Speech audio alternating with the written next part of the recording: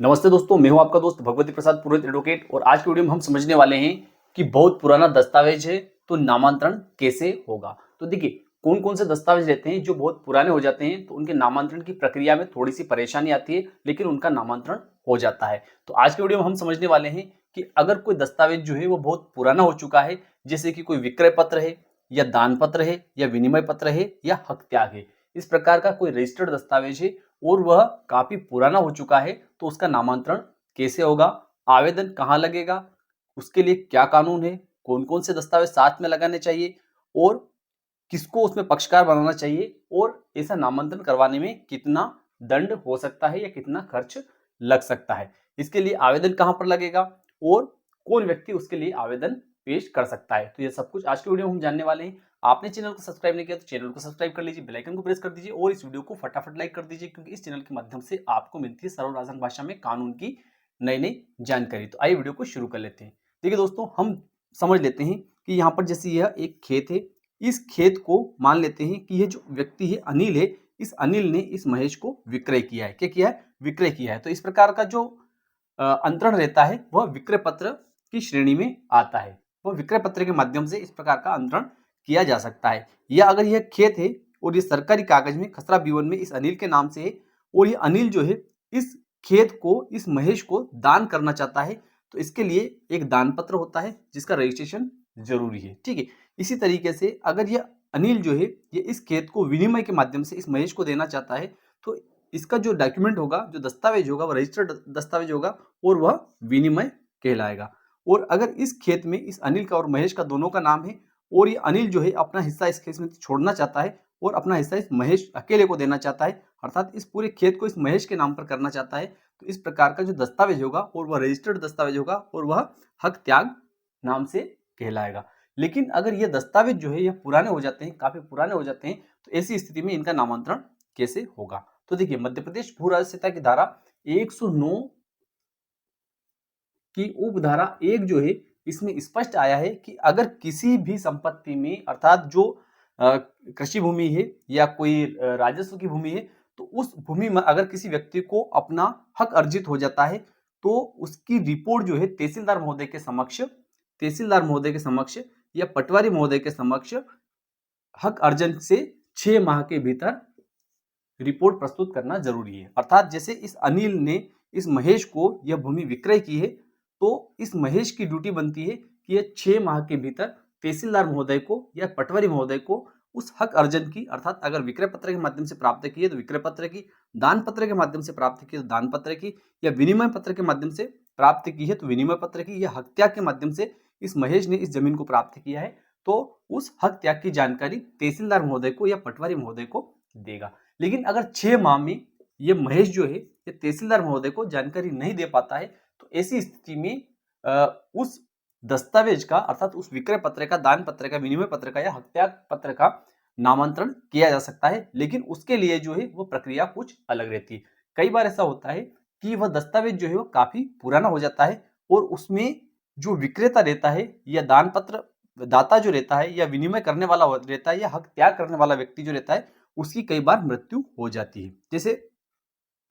जैसे अगर यह अनिल जो है यह अपनी जो जमीन है इस महेश को विक्रय कर देता है और यह महेश जो है इस जमीन को अपने नाम पर नहीं करवा पाता है और इस बीच अगर इस अनिल की जो है मृत्यु हो जाती है, तो ऐसी स्थिति में भी यह महेश जो है यह मध्य प्रदेश भू राज्य संहिता की धारा 109 और 110 के तहत तहसीलदार महोदय के समक्ष आवेदन पत्र प्रस्तुत कर इस जमीन को अपने नाम पर करवा सकता है। इसी प्रकार से दान पत्र, विनिमय पत्र और हक त्याग के संबंध में भी, जैसे मान लेते हैं कि अगर इस महेश के पक्ष में अगर विक्रय पत्र, दान पत्र, विनिमय पत्र या हक त्याग पत्र हुआ है, तो यह महेश इस अनिल की मृत्यु के बाद में भी अपने नाम पर इस जमीन को करवा सकता है और वह मध्य प्रदेश भू राज्य संहिता की धारा 109 और 110 के तहत करवा सकता है। ठीक है। तो देखिए, अब इसमें हम यह समझेंगे कि इसके लिए कानून में कहां पर प्रावधान है। तो धारा 109 और 110 मध्य प्रदेश भू राज्य संहिता के अंतर्गत कानून में प्रावधान दिए गए। तो अब यह समझ लेते हैं कि किस प्रकार से आवेदन पत्र प्रस्तुत करने की तैयारी करनी चाहिए। तो देखिए, अगर यह खेत जो है इस महेश ने इस अनिल से खरीदा है और काफी समय तक अगर यह महेश जो है इस खेत को अपने नाम पर नहीं करवा पाया है और आज की तारीख में अगर यह खेत जो है इस अनिल के नाम पर है, तो इस महेश को क्या करना चाहिए कि जिस समय इस महेश ने इस अनिल से इस खेत को खरीदा था, उस समय का खसरा और विवरण निकालना चाहिए। क्या करना चाहिए? इसको पुराना खसरा और विवरण निकालना चाहिए, ठीक है। और उसके बाद में इस महेश को वर्तमान खसरा विवरण निकालना चाहिए और वह दस्तावेज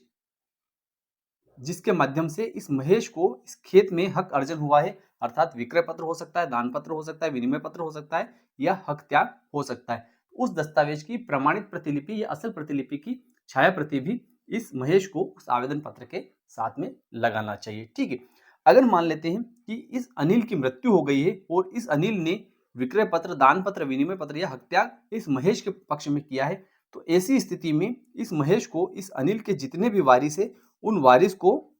उस आवेदन पत्र में, जो आवेदन पत्र तहसीलदार महोदय के समक्ष पेश होगा, उस आवेदन पत्र में उन लोगों को पक्षकार बनाना चाहिए। किसको बनाना चाहिए? जो इस अनिल के वारिस है उनको पक्षकार बनाना चाहिए। कई बार ऐसा होता है कि मान लेते हैं कि इस अनिल ने इस महेश को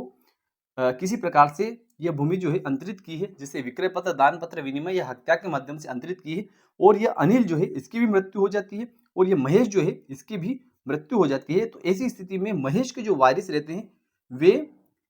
इस अनिल के वारिसों के विरुद्ध आवेदन पत्र पेश करते हुए इस खेत को अपने नाम पर करवा सकते हैं, ठीक है। अगर मान लेते हैं कि तहसीलदार महोदय के समक्ष जब मध्य प्रदेश भू राजस्व संहिता की धारा 109 और 110 के तहत आवेदन पेश होता है और तहसीलदार महोदय अगर उस आवेदन पत्र को रिजेक्ट कर देते हैं, अर्थात खारिज कर देते हैं, तो ऐसी स्थिति में उस आदेश के विरुद्ध एसडीओ महोदय अर्थात उपखंड अधिकारी महोदय के समक्ष मध्य प्रदेश भू राजस्व संहिता की धारा 44 के तहत अपील प्रस्तुत की जा सकती है। और एसडीओ महोदय जो है वे